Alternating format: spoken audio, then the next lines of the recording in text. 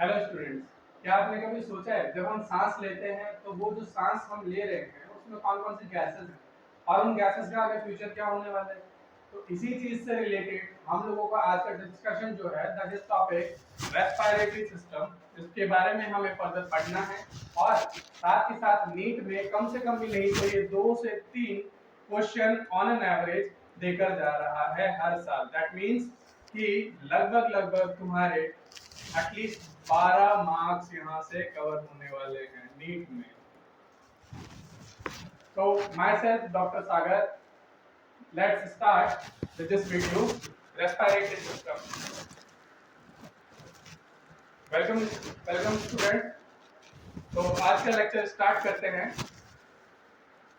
तो सबसे पहले हमें जो पढ़ना है दैट विल बी कि इस चैप्टर में हमें क्या क्या डिस्कशन करना है, क्यों पढ़ना है, वो भी हम लोग देखेंगे कि टॉपिक्स जो है हमारे पास दैट इज इंट्रोडक्शन। सबसे पहला पार्ट रहेगा ब्रीदिंग और सेलुलर रेस्पिरेशन में क्या डिफरेंसेस हैं, रेस्पिरेटरी ऑर्गन्स क्या होते हैं। हम लोग जैसे जानते हैं कि जितने भी ऑर्गेनिजम्स हर किसी के पास अपने अपने कॉम्प्लेक्सिटी के हिसाब से बॉडी में अलग अलग टाइप के रेस्पिरेटरी ऑर्गन्स रहते हैं। ह्यूमन रेस्पिरेटरी सिस्टम, देन उसके बाद हमें पढ़ना है कि हम लोग ब्रीथ कैसे करते हैं, ब्रीदिंग और breath out. Then exchange of gases, जो गैस हमारे अंदर गई है या जो गैस अंदर है ऑलरेडी उसे किस तरीके से हम लोग बाहर निकालेंगे या फिर हम लोग किस तरीके से गैस को इनटेक करेंगे और सेल के पास लेके जाएंगे। Transport of gases, regulation of respiration और in the last that is disorder of respiratory system. तो स्टार्ट करते हैं इंट्रोडक्शन से।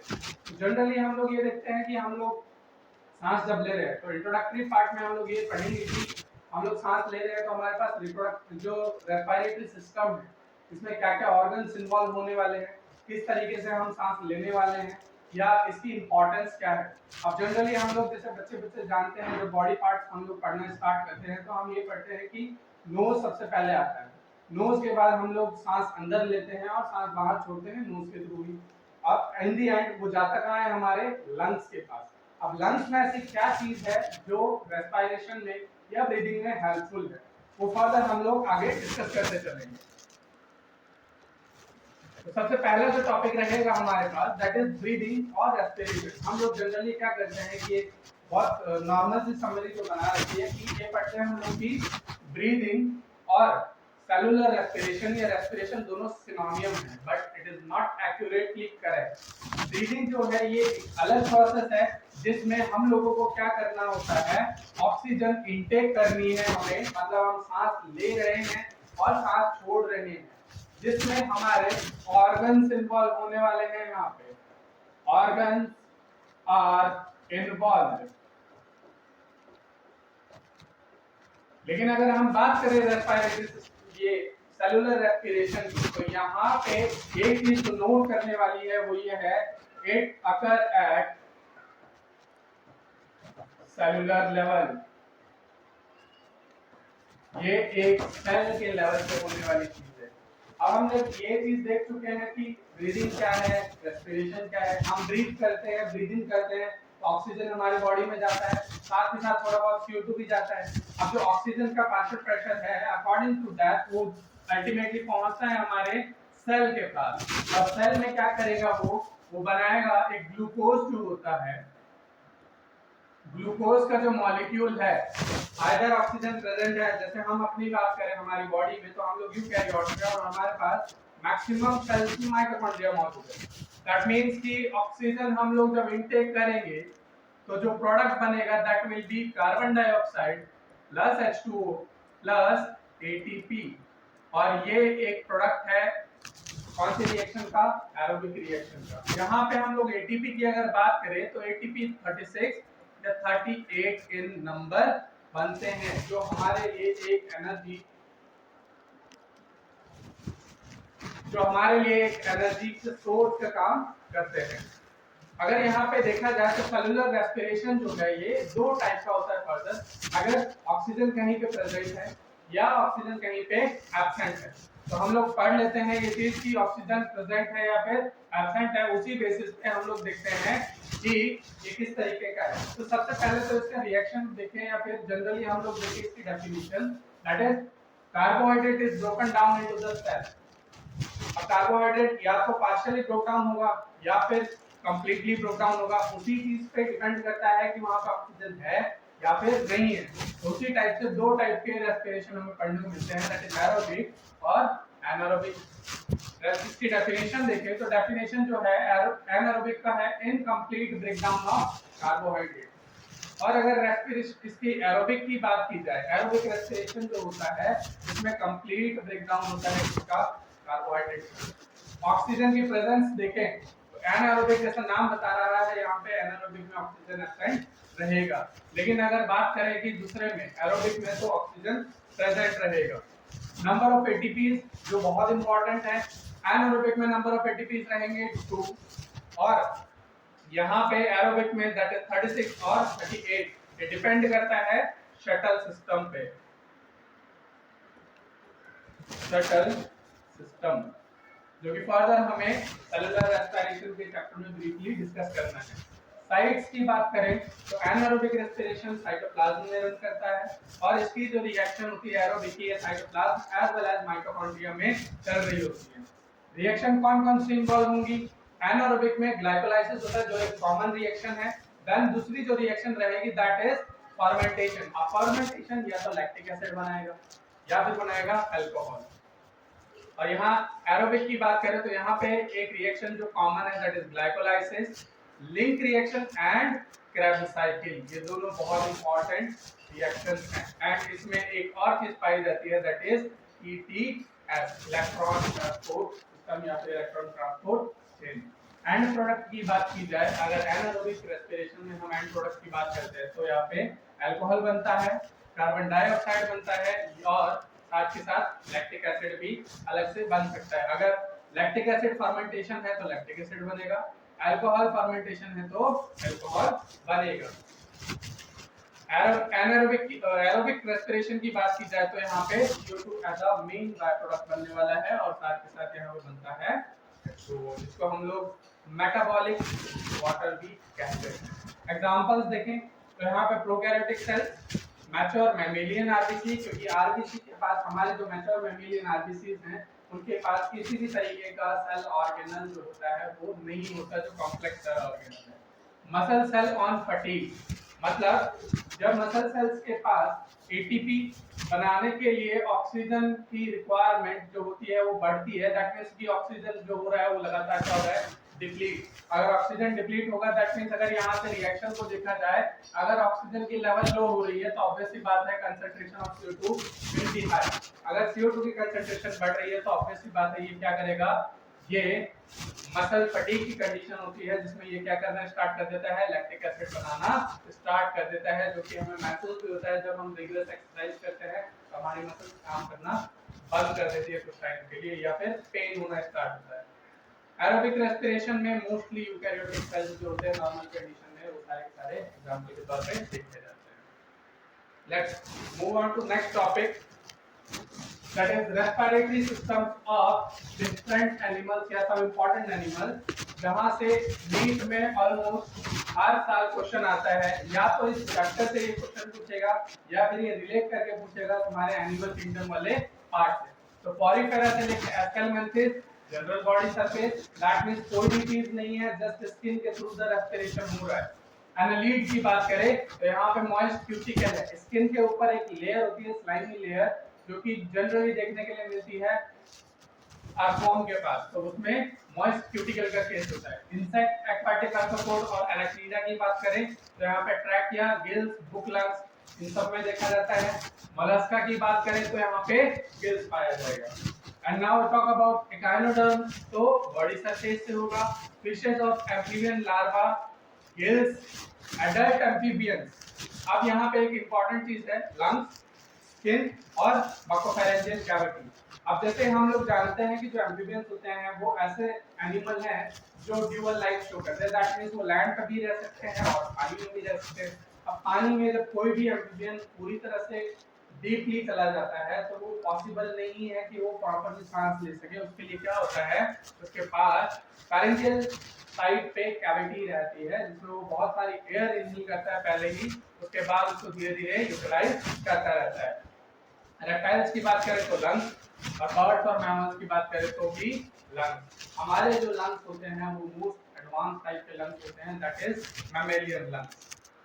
Let's move on to next topic, direct और इनडायरेक्ट रेस्पिरेशन। जैसा नाम है इस टॉपिक का वैसा ही यहाँ पे ये डायरेक्टली भी रहता है।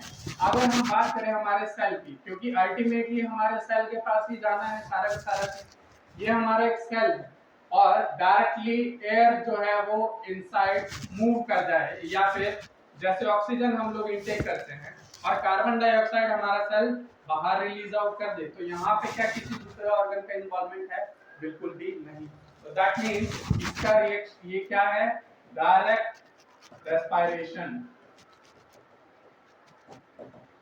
लेकिन हम बात करें जब इनडायरेक्ट रेस्पिरेशन की, तो इनडायरेक्ट रेस्पिरेशन में हम देखते हैं कि हम नोज से सांस को इनहेल करते हैं, एयर इनहेल करते हैं और नोज से इनहेल करने के बाद वो एक पूरे ट्रैक्ट में जाता है और ट्रैक्ट में जाने के बाद अल्टीमेटली पहुंचता है एल्वियोलाई में, और एल्वियोलाई से वो जाता है ब्लड, और ब्लड से भी अल्टीमेटली वो कहां जाएगा? हमारे सेल्स के पास। तो यहाँ पे एक पूरा की पूरा एक सिस्टम बन चुका है जिसकी मदद से ये क्या बोलते हैं इसको हम लोग? Indirect respiration.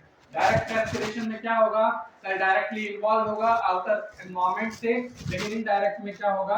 हमारा पूरा की पूरा एक सिस्टम होता है जिसके थ्रू पूरी एयर इनहेल और एक्सहेल होती है।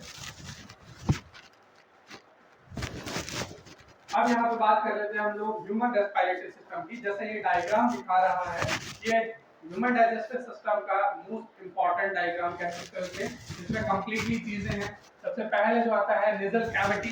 नेजल कैविटी के बाद क्या आएगा? धीरे धीरे अंदर की तरफ जाते हैं तो नेजल चैम्बर। नेजल चैम्बर उसके बाद हम बात करेंगे कि फेरिंक्स। फेरिंक्स जो होता है यहाँ पे स्पेस होता है, ये वाला स्पेस।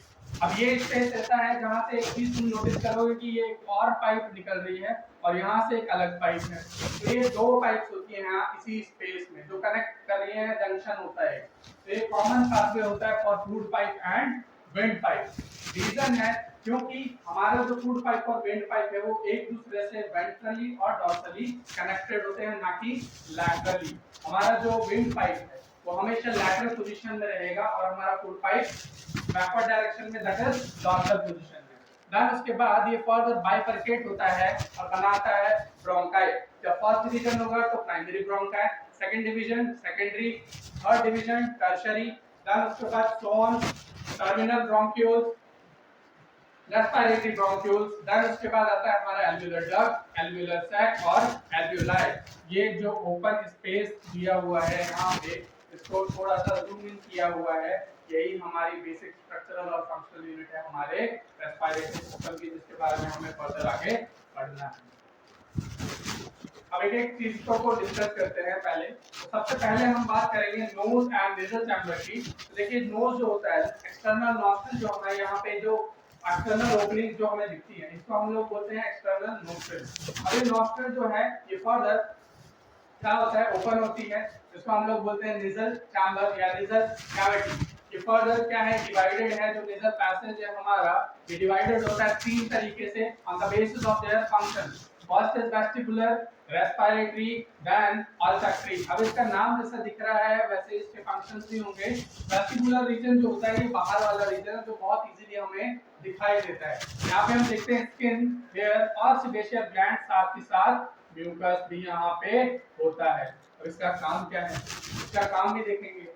स्किन, हेयर और सेबेशियस ग्लैंड या म्यूकस जो होता है यहाँ पे प्रेजेंट होता है। रीजन क्योंकि हम लोग डेली बेसिस पे बहुत सारे एयर इनहेल करते हैं, बहुत सारे हार्मफुल पार्टिकल्स भी जाते हैं, बहुत सारे डस्ट पार्टिकल्स भी हम लोग इनहेल कर लेते हैं जो कि लंग्स के लिए बहुत हार्मफुल है। तो उन्हीं से प्रोटेक्ट करने के लिए, बैक्टीरिया, वायरस, फंगस से प्रोटेक्ट करने के लिए हमारे पास म्यूकस होता है। म्यूकस क्या करता है? ट्रैप करता है इन चीजों को, ताकि ये हमारे फर्दर लोअर रेस्पिरेटरी ट्रैक्ट में इंटर ना करे।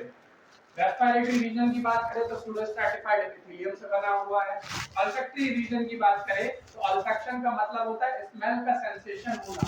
अब स्मेल अगर सेंस करनी है तो ऑब्वियस सी बात है वो क्या होना चाहिए? न्यूरोसेंसिटिव एरिया। तो यहाँ पे क्या होता है? हमारे न्यूरॉन्स होते हैं, न्यूरोसेंसरी एपिथेलियम पाया जाता है यहाँ पे, जिसके कारण क्या होता है? हमें इजीली चीजें हम लोग स्मेल कर पाते हैं। ये तो इसका काम हो गया स्मेल का रिसेप्शन।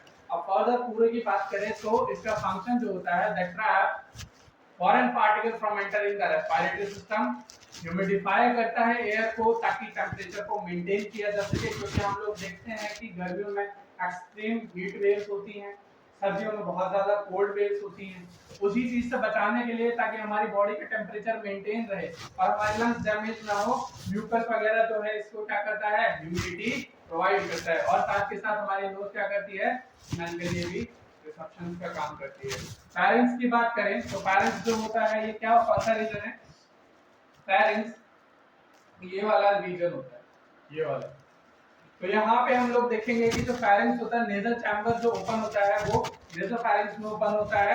देन उसके बाद ये कॉमन पाथवे है किस चीज के लिए, फूड और एयर के लिए। दैट मींस यहाँ पे फूड अलग जाएगा और इसके बाद एयर अलग जाएगा। फूड और एयर कभी भी विंड पाइप में हमारे नहीं आ सकती है।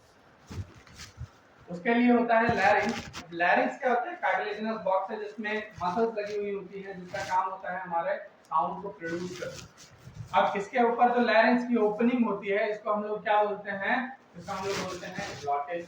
अब इस ग्लॉटिस को कवर करके, सिंस ये हमारा फूड विंड पाइप है तो इसको कवरिंग की जरूरत है ताकि कोई भी तरीके का खाना या दूसरा पार्टिकल अदर देन एयर यहाँ पे एंटर ना कर पाए। उसके लिए यहाँ पे फ्लैप होता है जिसको हम लोग बोलते हैं एपिग्लॉटिस।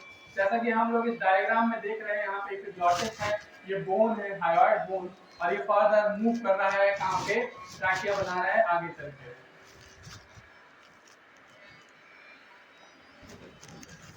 देन अगर बात की जाए ट्रैकिया की, तो हमारा जो ट्रैकिया होता है ये लैरिंक्स, तो ऑब्वियसली बात है लैरिंक्स ओपन होता है ट्रैकिया में। और देन इसकी अगर हम बात करें तो जो ट्रैकिया है जिसको विंड पाइप भी बोला जाता है। अब देखिए एक चीज हमें पता है, as per laws of physics या हम लोग जनरली जो चीजें पढ़ते हैं उसमें हम एक चीज देखते हैं कि कोई भी जो पाइप होता है, मींस एक पाइप के जैसा स्ट्रक्चर है, तो यहाँ पे हम एक चीज नोटिस करेंगे कि कोई भी जो पाइप होता है अगर उसमें अचानक से सक्शन प्रेशर डाला जाए तो उसका एक एंड पिचक जाता है एक टाइम बाद, अगर वो पाइप फ्लेक्सिबल है। तो सिंस हमारा ये जो ट्यूब है, ये जो पाइप है ये भी फ्लेक्सिबल होता है, लेकिन इसको बचाने के लिए कि कहीं ये पिचक ना जाए, इसलिए क्या होता है हमारे पास सी शेप्ड कार्टिलेजिनस रिंग्स होती है जो कि इस तरीके से प्रेजेंट रहती है हमारे गर्दन में, इस तरीके से, यहाँ पे इस तरीके से ये प्रेजेंट रहेंगी। ये जो डॉर्सल पोर्शन है, डॉर्सल रीजन है, यहाँ पे ये रिंग्स नहीं होती।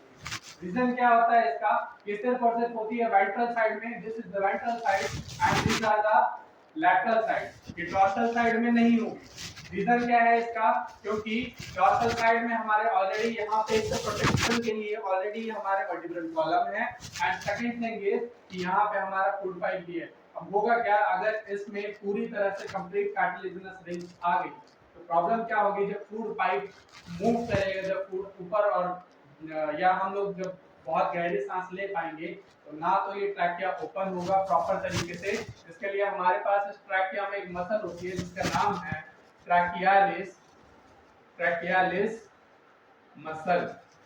अब ये मसल क्या करती है, कभी कभी जब हम लोग रनिंग कर रहे हैं या फिजिकल एक्सरसाइज कर रहे हैं तो हम बहुत गहरी सांस लेते हैं। अब गहरी सांस जब लोगे तो ऑब्वियस सी बात है डीप ब्रेथ होगा। अब डीप ब्रेथ होगा तो ऑब्वियस सी बात है क्या होता है कि इसको एक्सपेंशन के लिए टाइम भी चाहिए थोड़ा सा। अब अगर इस पे कंप्लीटली रिंग्स लगा दिए तो ये एक्सपैंड नहीं हो पाएगा, और उस एक्सपेंशन को पॉसिबल बनाता है हमारे ये सी शेप्ड रिंग्स, और साथ ही साथ हमें बताता है ताकि जो विंड पाइप है और फूड पाइप है इसके बीच में फ्रिक्शन ना हो प्रॉपर, और उसमें डैमेज ना हो। अब ये जो ट्रैकियालिस मसल है ये क्या करती है, हमारे ट्रैकिया को एक्सपैंड करने में हेल्पफुल रहती है, ताकि अगर फोर्स ब्रीदिंग की बात की जाए, फोर्स ब्रीदिंग के टाइम पे ये बहुत हेल्पफुल रहती है। फर्दर ब्रोंकाई एंड ब्रोंक्यूल्स की बात करें तो देखो जैसे हमने पढ़ा था कि जो ट्रैकिया है प्रीवियस स्लाइड में, जैसे हम वापस देखें तो ये जो ट्रैकिया है ये ट्रैकिया फर्दर नीचे आ रहा है, तो यहाँ पे एक सर्टेन टाइम बाद ये बाइफरकेट हो रहा है, और ये बाइफरकेट हो रहा है ब्रोंकाई में। अब पहला जब डिवीजन होगा तो that will be called as primary, दूसरा डिवीजन होगा तो secondary.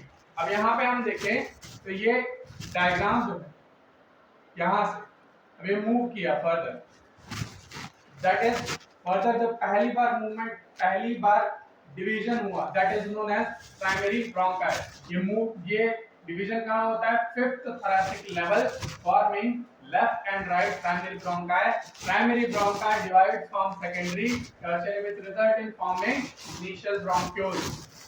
Bronchi to initial bronchioles are supported by incomplete cartilaginous rings. Again वही reason है ताकि collapse ना हो जाए. These rings are open from the dorsal side which is connected by trachealis muscle that help in forced breathing. जैसे कि हमने अभी थोड़ी देर पहले डिस्कस किया है, फोर्थ ब्रीदिंग के टाइम पे हमारी ट्रैकियालिस मसल क्या करती है, हमें बहुत यूजफुल रहती है. Initial bronchial lead to terminal which latter give rise to thin vascular bag called alveoli, जिसको हम लोग क्या बोलते हैं? Structural and functional unit of respiratory system.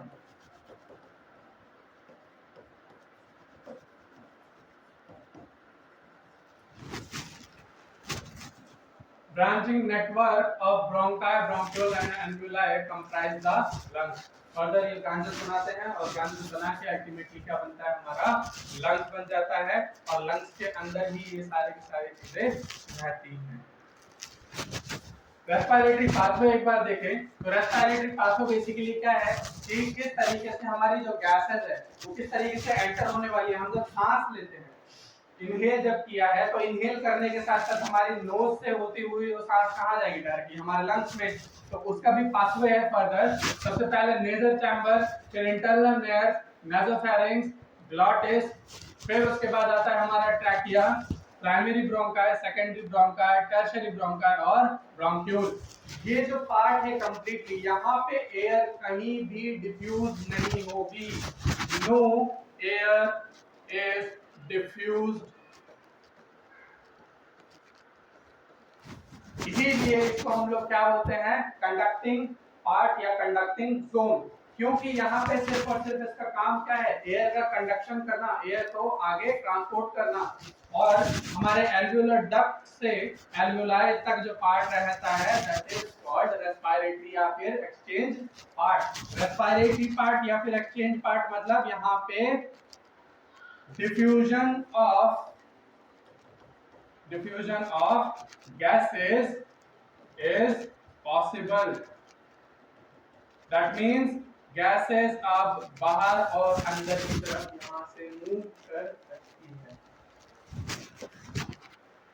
Move करते हैं अगले स्लाइड पे. तो बात करें हमारे लंग्स की. अब देखिए मोस्ट इंपॉर्टेंट जो हमारा ऑर्गन जो हम लोग बचपन से सुनते आए हैं, लंग्स.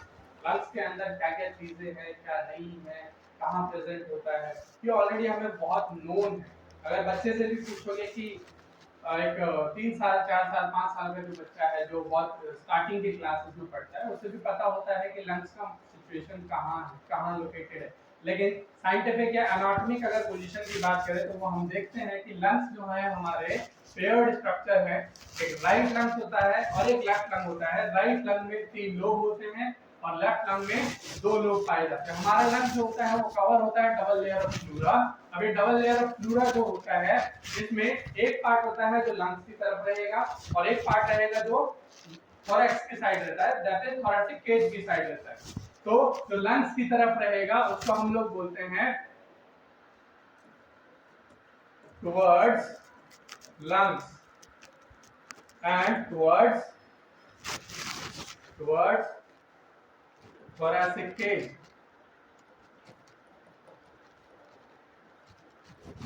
तो जो टुवर्ड्स द लंग्स है, सिंस लंग्स हमारा क्या है? एक विसरल ऑर्गन है, स्मूथ ऑर्गन है जो अपने आप काम करने वाला है, इनवॉलंटरी है. तो विसरल ऑर्गन्स हम लोग उनको बोलते हैं जो इनवॉलंटरी काम करते हैं. तो ये क्या होगा? Visceral layer. एंड वहीं फर्दर हम बात करें अगर तो थोरैक्स की साइड है, तो थोरैक्स वाले जो पार्ट है that will be called as a parietal pleura. और इन्हीं 2 लेयर्स के बीच में, जैसे फॉर एग्जांपल अगर हम यहाँ जनरल एक डायग्राम लाइक स्ट्रक्चर बना के देखते हैं, सपोज ये हमारा लंग और इसी के बाहर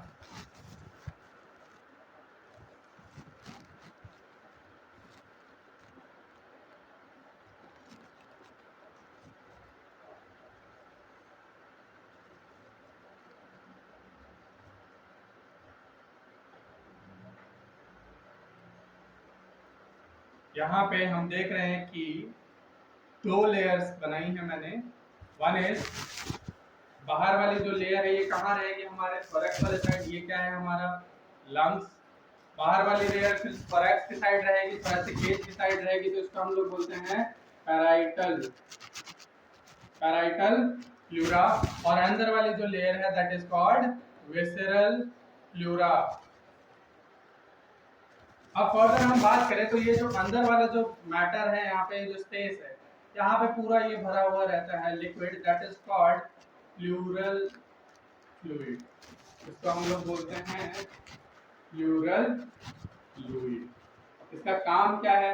अब कोई भी ऑर्गन हमें रखना होता है कहीं पे भी हमारी बॉडी में, कहीं पे भी सिचुएटेड है, ऑब्वियसली बात है देयर इज अ चांस कि वो बहुत इजीली डैमेज होता है, शॉक लगता है। तो ये हमारा ब्रेन भी देखते हैं, तो यहाँ पे जब रखा हुआ है तो क्रेनियल बॉक्स में है। हम लोग ये भी देखते हैं कि लंग्स वाला जो पार्ट है इसमें भी बहुत इजीली शॉक लग सकता है। तो हम ये देखते हैं कि लंग्स में भी बहुत इजीली क्या हो सकता है, शॉक लग सकता है। अभी शॉक को बचाने के लिए ये फ्लूइड रहता है, जिसको हम लोग बोलते हैं प्लूरल फ्लूइड। कई बार क्या होता है, बैक्टीरियल इंफेक्शन की वजह से इसमें स्वेलिंग हो जाती है, दैट कंडीशन इज कॉल्ड प्लूराइसी। इसका काम समझ आ गया क्या है इसका काम? फर्दर इसका एक और काम पढ़ेंगे हम लोग जब हमें पढ़ना होगा मैकेनिज्म ऑफ रेस्पिरेशन। अगर बात करें तो लंग्स में हम लोग ये जनरल स्ट्रक्चर देख चुके हैं। इसके बाद हम ये भी देखेंगे कि इसकी एक्चुअली पोजीशन क्या है। तो देखिए जो कुछ टर्म्स है, जैसे ventral side, dorsal side, lateral, medial as well as anterior and posterior side. तो एंटीरियर साइड जो होता है तो टुवर्ड्स द माउथ होता है, posterior side towards the tail होता है, ventral side towards the stomach और डॉर्सल साइड होता है टुवर्ड्स द बैक। ये कुछ जनरल टर्मिनोलॉजीज हैं जो हमें फिजियोलॉजी से पढ़ने से पहले पढ़नी पड़ती है। तो वेंट्रल साइड में क्या होता है, दैट मींस स्टमक वाली साइड पे स्टर्नम, लैटरल साइड पे यहाँ वाले साइड पे ये होते हैं रिब्स, पोस्टीरियर साइड पे यहाँ जो ये टेल वाला जो रीजन है, इससे नीचे जो टेल रीजन आएगा एब्डोमेन साइड पे, यहाँ पे हमारी मसल्स होती है एक, जिसको हम लोग बोलते हैं डायफ्राम मसल। एंटीरियर साइड की बात करें तो यहाँ पे क्लैविकल मौजूद है और नेक मौजूद है। मैमेलियन लंग्स की बात की जाए तो सॉलिड, स्पॉन्ज और विदाउट मसल्स है। दैट मींस कि इन्हें हमें कॉन्ट्रैक्ट और रिलैक्स कराना पड़ेगा with the help of difference in pressure. एक बार देख लेते हैं कि ये किस तरीके से प्रेजेंट है। ये देखिए, ये हमारा लंग्स है, ये पूरा के पूरा रिब केज है, और रिब केज जो है ये बना हुआ है, रिब केज किस किस का बना हुआ है? रिब केज जो है it comprises of 12 pair ribs, sternum as well as vertebral column।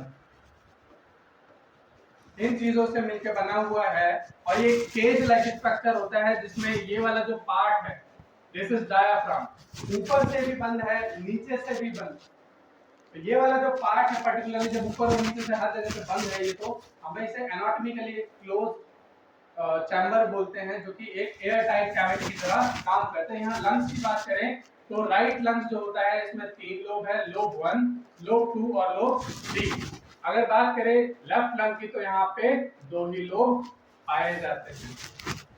यहाँ पे एक चीज और नोटिस करने वाली वो ये है कि जो कार्डियक नॉच होती है जहाँ पे हमारा हार्ट बीट होने वाला है, that is present in left side of the lung. और ये जो बीच का स्पेस है यहाँ पे, this is called mediastinum cavity. जितना भी यहाँ पे स्पेस प्रेजेंट रहेगा that is termed as mediastinum cavity. अब एक चीज और होती है यहाँ पे कि लेफ्ट लंग का जो ब्रोंकाई होता है वो left bronchi is narrow and long with respect to right। अब इसकी वजह से क्या होगा, जब राइट वाला की रेस्पेक्ट में हम बात करें कि ये नैरो है और लॉन्ग है, दैट मींस कि राइट वाला कैसा है, वाइडर है और शॉर्ट है। अब इसी की वजह से क्या होगा, कोई भी इन्फेक्शन जो होता है वो बहुत इजीली ट्रैवल कर जाता है हमारे राइट लंग्स में। तो हमारा राइट लंग्स जो होता है it is more prone to diseases और इन्फेक्शन।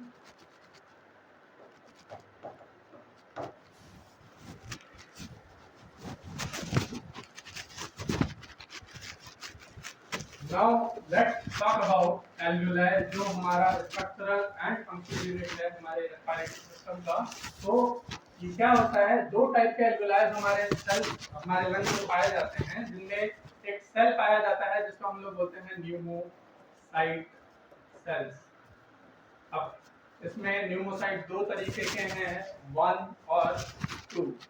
जो फर्स्ट वाला है ये जनरली क्या होता है, ये एयर एक्सचेंज में ही काम करता है। एयर एक्सचेंज में ही ये क्या करेगा, वर्क करेगा। लेकिन सेकंड वाले की अगर हम बात करें तो इसका काम है secretion of surfactant called lecithin. ये लेसिथिन क्या होता है, हमारी लंग्स की जो एल्वेलाई है, ये जो कैविटी है, सेंस कोई भी कैविटी होती है या कोई भी स्पेस है जहाँ पे कैविटी प्रेजेंट है, तो जब एयर उसके बाहर जाएगी या अंदर आएगी, तो एयर जब बाहर जाएगी तो क्या होगा, प्रेशर घटेगा। प्रेशर घटेगा, जैसे हम लोग देखते हैं कि बलून जो होता है जब उसमें एयर होती है तब तो वो खुला हुआ रहेगा, लेकिन जैसे ही उसको एयर को उसको बाहर निकाल दिया तो बलून क्या हो जाता है, खिसक जाता है। अब किसी चीज से बचाने के लिए, कोलैप्स से बचाने के लिए हमारे ट्रैकिया तक में रिंग्स थे, कार्टिलेजिनस रिंग, हमारे ब्रोंकाई में भी रिंग्स थे। इसी तरीके से यहाँ पे एक फ्लूइड होता है जिसको हम लोग बोलते हैं लेसिथिन, और ये सेक्रीट कौन करता है, टाइप 2 न्यूमोसाइट। टाइप 1 न्यूमोसाइट की बात करें तो 95% होता है टोटल, और ये होता है only 5%। But most important function है इसका यहाँ पे, क्यों, क्योंकि ये प्रोटेक्ट कर रहा है हमारी लंग्स को कोलैप्स होने से। और एक चीज जो नोटिस करी होगी हमने मूवीज में या जनरली कहीं भी हम लोग देखते हैं कि जो बच्चे होते हैं, जो पैदा होते हैं फर्स्ट टाइम, तो वो रोना स्टार्ट करते हैं। रीजन क्या है, क्योंकि जब वो एम्ब्रियोनिक कंडीशन में थे तो उन्होंने कभी सांस ली ही नहीं लंग्स की मदद से, उन्होंने डायरेक्टली एक्सचेंज ऑफ गैस किया with the help of umbilical cord या प्लेसेंटा।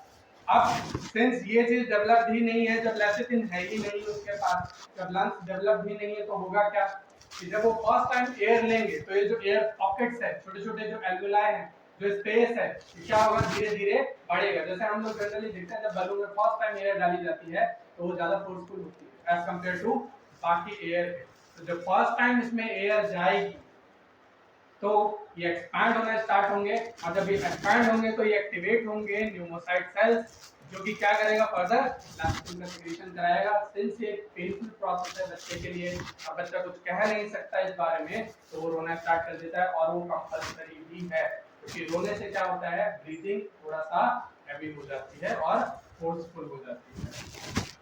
अगर बात करें हम लोग तो एल्वेलाई जो होता है ये सराउंड होता है येलो फाइब्रस कनेक्टिव टिश्यू से, और नंबर की बात करें तो 300 मिलियन एल्वेलाई हमारे लंग्स में रहते हैं। ओके, देन यहां तक हम लोग पढ़ चुके हैं ऑलमोस्ट कि हम लोग ह्यूमन रेस्पिरेटरी सिस्टम, इसके आगे का जो प्रोसेस है फर्दर की किस तरीके से हम लोग मैकेनिज्म देखने वाले हैं या स्टेप्स देखने वाले हैं, उनको फर्दर आगे के लेक्चर में डिलीवर करेंगे। Please like and subscribe the channel, as well as जितना हो सके उतना पॉसिबली शेयर करिए, और इस चैनल के लिंक में डिस्क्रिप्शन में नोट्स भी आपको मिल जाएंगे।